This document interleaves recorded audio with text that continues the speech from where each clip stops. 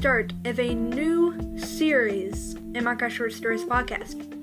This is Herobrine all the way to Bedrock, not the Minecraft platform Bedrock, but Bedrock as in the bottom of the world in Minecraft. So this is going to be like I said inside the bonus episode. If you haven't heard that, go back, it's a really good one. It's going to be Herobrine, and it's going to be a man going into the world to see if Herobrine's alive, and then seeing some very strange things. That's all I'm going to say for now. But yeah, let's get right into the story.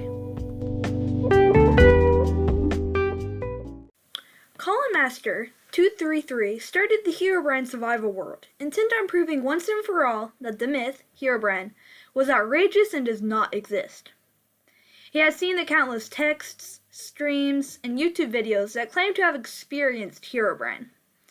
He started a famous Herobrine seed. He typed in for the seed Herobrine and pushed to create a world. He spawned in an oak forest situated in a dip between two large hills. He mined trees until a half stack of oak was situated in his inventory. He made planks and crafted a crafting table and made himself a set of wood tools. He mined stone until he could satisfy himself, for the moment, with a full set of stone. He made a hasty villager-style house made completely out of oak and oak planks, then set out to search for wool for a bed. Luckily, there was a plain-like part of the forest near his house, and he quickly spotted some sheep and collected their meat and wool. He crafted the bed and hurried back to his house as dusk slowly turned to night. The world turned to dark as he laid in his white bed. He awoke from his bed and was startled to find the door open and a shade-seeking zombie attacking him.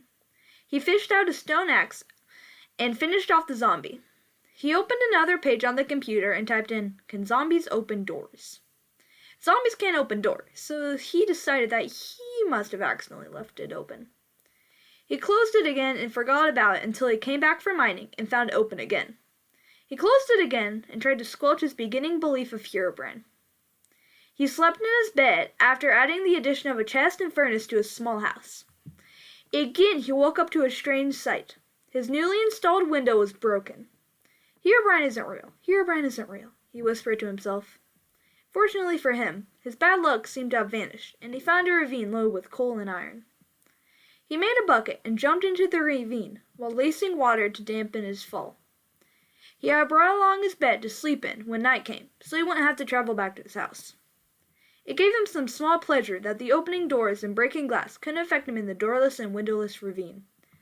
He mined coal and iron until he had 2 good stacks of iron and half a stack of coal. He started jump placing back up to the top of the ravine. As he towered, through the plop sounds of placing cobble, he heard the coarse sound of a placed dirt block. Looking up, he saw a dirt block being placed where no dirt block was there before. Another one, then another one. Before his very eyes, a layer of dirt was sealing him into the ravine. He towered as fast as he could. He was almost to the top. Then, from above, water fell and knocked him off his tower. He took out his water bucket and placed it at his feet, as his feet touched the ground, saving his life. He was submerged in the water and watched as lava poured from above and submerged him in a cobblestone bubble under the lake of lava that was not there before. His bubbles ran out and he drowned to death in that ravine.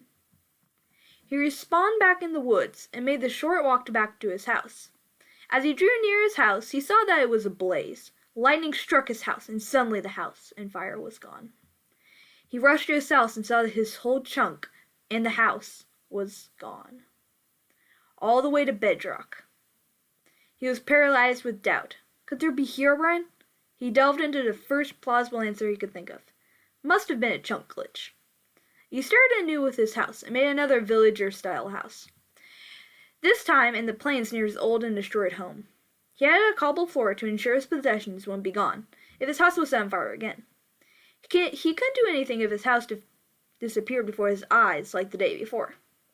He couldn't explain all that was happening to him. He found more sheep and made a new bed. This day seemed to have lasted for a year. He laid down as the sun started to sink below the hills in the distance. The screen was glowing dark, and as it went completely dark, through the fraction of an instant, a face appeared through the window. He hastily punched the leave bed button and vaulted through the closed door. Nothing except a zombie was out there to meet him. He checked if there was anyone else in his world somehow. No one was. He recalled the face from his memory. It was a Steve, but its eyes were pupilless and glowing white. He went out of Minecraft and looked up a picture of the infamous Herobrine. He hoped he was mistaken, and the player in the world had gone off just as he looked. Nope. The picture of the white-eyed Steve stared back at him was the same as through the window in the Minecraft world. Herobrine isn't real, he said to himself, not believing his own words.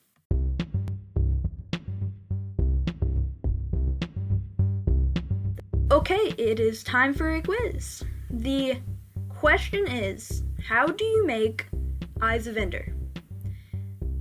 The options are A, Ender Pearls and a Blaze Rod. B, you can't craft them, you have to barter with piglins for them. C, Ender Pearls and a Blaze Powder. And finally, D, Eyes of Ender and a Blaze Rod. Take a moment to gather your decision. The answer is C. It takes Ender Pearl and Blaze Powder.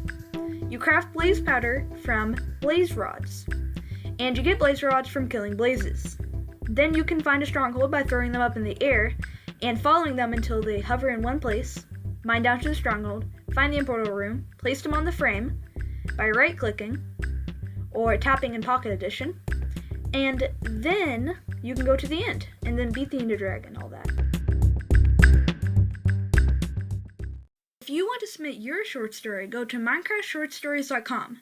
No caps, all undercase, no spaces, and go there and submit your short story. If you submit your short story and I check it out and it's good, I will put it on the podcast.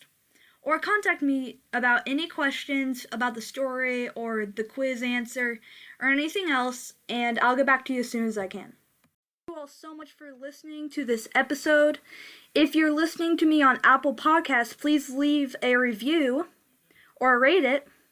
It really helps me see what I could improve on and what I'm doing good with. Thank you all for listening to this episode. I will try to get the next one out as soon as possible. And thank you for listening.